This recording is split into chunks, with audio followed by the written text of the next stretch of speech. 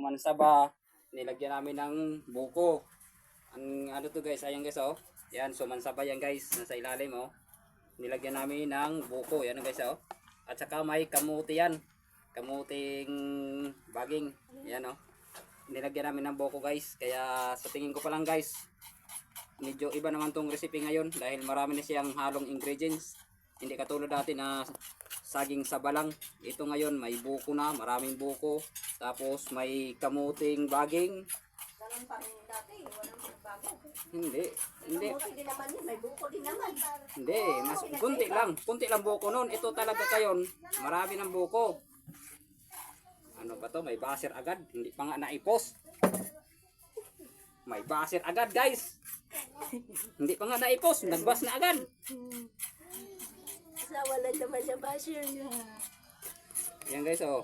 Sinimot ko yung buko guys na pinagkudkuran, sayang din kasi. Ito galing pa to guys sa 12 kilometer. Pinagtyagaan ko talaga to dahil yan ang hobby ko.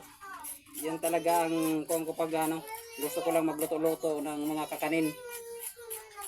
At mamaya bibiyahe ko pupuntang ano naman, Pintang Lucina. At ano na, makabaon ako nito. Yan guys oh. Pabilisan na guys kasi alauna yung biyahe ko guys.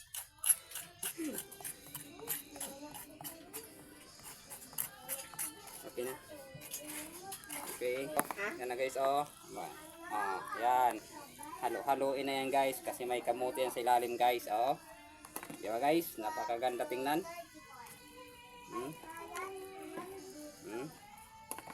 Yan. Makita mo talaga buko at saka saging na saba, saka kamuting baging, kamuti. Pinaghalo-halo yan guys. At saka lagyan pa yan guys ng harina. Lagyan pa ng harina yan.